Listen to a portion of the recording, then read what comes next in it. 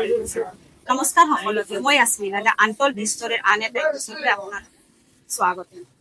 যিহেতু ইলেকশ্যনৰ বতৰ চলি আছে, হাতত সময় আমাৰ বহুতৰ কম। আজি মোৰ এই এপিছডটো বেলেগ এপিছডবোৰতকে অকণমান বেলেগ। মানে আজি মোৰ এপিছডটো একেবাৰে কম সময় আৰু মাত্ৰ 3টা কুৱেশ্যন লৈ মই আপোনালোকৰ আগত উপস্থিত হৈছো। আহক মই পৰিচিত কৰি দি আছো আমাৰ গোৱালপাৰা পূব বিধানসভা সমষ্টিৰ এজন নিৰ্দলীয় প্ৰাৰ্থী আবুল কালাম হুছেইন ডাঙৰীয়া। নমস্কাৰ ছাৰ। ধন্যবাদ ছাৰ, আপোনাৰ যিহেতু একেবাৰে কম সময় আমি গমেই পাইছো, তাৰ মাজতে আপুনি কিছু মুহূৰ্ত দিয়াৰ বাবে মোৰ চেনেলৰ বাবে। যিহেতু ছাৰ ইলেকশ্যনৰ চলি আছে, মাজত মাত্ৰ 2টাহে দিন বাকী। আপোনালৈ মই পোনপটীয়া 3টা কুৱেশ্যন কৰোঁ। প্ৰথমটো কুৱেশ্যন আপোনালৈ হৈছে, যিহেতু আপুনি এজন নিৰ্দলীয় প্ৰাৰ্থী হিচাপে উঠিছে, নিৰ্দলীয় প্ৰাৰ্থী হিচাপে কোনো দলৰ লগত যিহেতু আপুনি জড়িত নাই, আপোনাক আমি কি হিচাপে ভোটটো দিম, আপোনাক কিয় ভোটটো দিম?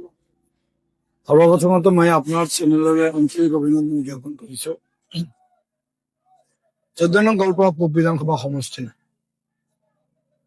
যিসকল দলীয় প্ৰাৰ্থী কংগ্ৰেছ, ইউডিএফ, ৰাইজৰ দল আৰু এজিপি, এই প্ৰাৰ্থীসকল আচলতে এই সমষ্টিত জন্মগ্ৰহণ কৰা কোনো সন্তান নহয়।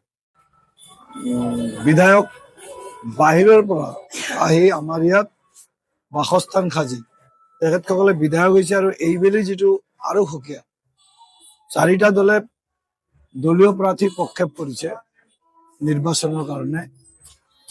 কংগ্ৰেছৰ যিজনক কৰিছে তেওঁ বৰপেটা ডিষ্ট্ৰিক্টৰ শিলডুবি, আকৌ ৰাইজৰ দলে যিজনক কৰিছে তেওঁ আলুপতি জন্মস্থান আৰু ডিষ্ট্ৰিক্ট বৰপেটা। এজিপি যিজন কৰিছে তেখেতো এই বৰপেটা ডিষ্ট্ৰিক্টৰ কোন ঠাইত ঠিক সঠিক নাজানো। আৰু 4 নম্বৰ যিজনক দিছে এআইউডি হাফিজ বছিৰ আহমেদ কাছিম, তেখেতৰ বাইবাত পেটাৰ্নেল যিটো তেওঁলোকৰ বায়লজিকেল এইটো হ'ল শিলচৰ, আৰু তেখেতৰ জন্ম বিলাসীবাৰী। গতিকে 4জন ব্যক্তিয়ে 4টা দলে ইয়াত স্থানীয় কোনো ব্যক্তিক টিকেট প্ৰক্ষেপ কৰা নাই। আৰু ৰাইজৰ যিটো মানে আহ্বান আছে যে যিকোনো বিনিময়ত গোৱালপাৰা পূব বিধানসভা সমষ্টিত এইবেলি যোন দলে নহওক ইয়াত যদি জন্মগত হিচাপে যোনে স্থায়ী বাসিন্দা তেনে ব্যক্তিক যদি টিকট প্ৰক্ষেপ কৰে, আমি ভোটটো দিয়াৰ কাৰণে নিশ্চিতভাৱে মানে ইচ্ছা প্ৰকাশ কৰিম। ইচ্ছা এইটো।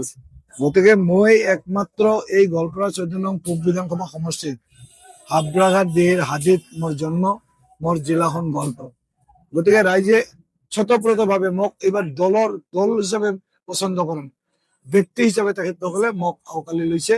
আৰু আপুনি এতিয়া অলপ আগত চাইছে আমাৰ যিটো জনসমাগম, ইয়াৰ দ্বাৰাতো প্ৰমাণিত হৈছে যে মোক ৰাইজে আওকালি লৈছে। ৰাইজ মোৰ কাৰণে স্বতঃপ্ৰতভাৱে ওলাই আহিছে আৰু এইবাৰ নিৰ্বাচনত মোক বিজয়ী কৰে। ছাৰ, মোৰ দ্বিতীয়টো কুৱেশ্যন আপোনালৈ হৈছে, যদি আপুনি জয়যুক্ত হয় তেনেহ'লে আপোনাক যদি কোনো অন্য দলে, ৰাজনৈতিক দলে যদি আপোনাক নিমন্ত্ৰিত কৰে তেওঁলোকৰ দললৈ, আপুনি যাবলৈ সাজু নে? নিশ্চিতভাৱে মই যিহেতু নিৰ্দলীয়, কোনোবা এটা দলত মই যোগদান কৰিম। এইটো দলে যেতিয়া আমাৰ এই সমষ্টিবাসী ৰাইজৰ যি অভাৱ অভিযোগ, আমাৰ যিবিলাক সমস্যা, ৰাস্তা ঘাটৰ সমস্যা, মেডিকেলৰ সমস্যা, খোৱাপানীৰ সমস্যা, নদীভংগ সমস্যা, চৰৰ মাটিৰ সমস্যা, ডিভোটৰ সমস্যা, NRCৰ সমস্যা, এই আটাইবিলাক শিক্ষাগতভাৱে আমাৰ জিলাখন যথেষ্ট পিছপৰা। আৰু অইন কথা হৈছে আমাৰ কৃষক, ইয়াতে 80% মানুহ কৃষিজীৱী। এই কৃষকসকলে যেতিয়া খেতি কৰে, বিশেষ কৰি ভেজিটেবল খেতি, তেখেতসকলে সেই ভেজিটেবল খেতি যেতিয়া বজাৰত আনে, 1 কিলোত বিলাহীৰ দাম তেতিয়া 10 টকা হয়। যদি এই সমষ্টিটোত কেইটামান পণ্যগাৰৰ ব্যৱস্থা কৰা যায় এই চব্জিবিলাক সুৰক্ষিত কৰি ৰখাৰ কাৰণে, তেতিয়াহ'লে আমাৰ কৃষকসকলৰ কোনো অভাৱেই নাথাকিব। কাৰণ আমাৰ কৃষকে যেতিয়া বিলাহী উৎপাদন কৰে তেতিয়া 10 টকা মূল্যত বিক্ৰী কৰে, আৰু অন্যান্য চব যিবিলাক শাক পাচলি আছে। আৰু যেতিয়া শ্বিলং, মেঘালয়ৰ পৰা কৰে তেতিয়া 1 কিলো বিলাহীৰ দাম 200 টকা বিক্ৰী হয়। গতিকে তেওঁলোকৰ সেই চিষ্টেমটো থকাৰ কাৰণে তেওঁলোকে আজি আৰ্থিকভাৱে উন্নত হৈছে। আৰু আমাৰ কৃষকসকলে খেতি বাতি কৰাৰ পিছত তেখেতসকলে সদায় ঋণগ্ৰস্ত হয়, আৰু জুৰুলা হোৱাৰ পিছত কৃষকক খেতি কৰা এৰি দিবলৈ আৰম্ভ কৰিছে। গতিকে মোৰ এই সমস্যাসমূহ প্ৰথম মই প্ৰাধান্যতা দিম আৰু বিশেষ কৰি যিবিলাক ঠাইত আমাৰ মেডিকেল চিষ্টেমটো, মেডিকেল চেণ্টাৰ, মেডিকেল হস্পিটেল আদি যথেষ্ট মানে দৰকাৰ, যিসমূহ এলেকাত নাই, সেইসমূহ আমি অসম বিধানসভাত উপস্থাপন কৰি ৰাইজৰ দাবী সেইবিলাক আমি নতুনকে মানে এটা চিষ্টেমত বনোৱাৰ কাৰণে মই প্ৰক্ষেপ কৰিম। মই জিকাৰ পিছত নিশ্চিতভাৱে মই সেই আমন্ত্ৰণটোলৈ বিবেচনা কৰিম যে সেই দলটোৱে আমাৰ বিশেষকৈ মাইনৰিটি সম্প্ৰদায়ৰ কাৰণে আমাৰ যিবিলাক সমস্যা, এই সমস্যাবিলাক সমাধানৰ ক্ষেত্ৰত তেওঁলোকে অগ্ৰাধিকাৰ দিব নে নাই। যি দলে আমাৰ এই সমস্যাসমূহ অগ্ৰাধিকাৰ দিব সমাধানৰ ক্ষেত্ৰত, নিশ্চিতভাৱে মই ৰাইজৰ সহযোগত, ৰাইজৰ লগত আলোচনা কৰি মই সেই দলত যোগদান কৰিবৰ কাৰণে। স্যাৰ আপোনালৈ মোৰ তৃতীয়টো আৰু মানে লাষ্ট কুৱেশ্যনটো হৈছে, আপুনি যদি জয়যুক্ত হয়, প্ৰথম ফাৰ্ষ্ট ষ্টেপত আমাৰ গোৱালপাৰাৰ কাৰণে মানে পূব বিধানসভা সমষ্টিৰ কাৰণে আপুনি মানে কোনটো ষ্টেপ ল'ব উন্নয়নৰ কাৰণে? যিহেতু মই এই ভূমিত জন্মগ্ৰহণ কৰা সন্তান, গতিকে ৰাইজৰ যি সমস্যা মোৰ সমস্যা, গতিকে মই সদায় ৰাইজৰ সপক্ষত আৰু সমস্যাবিলাক সমাধান কৰাৰ কাৰণে গতানুগতিকভাৱে অসম বিধানসভাত উপস্থাপন কৰিম।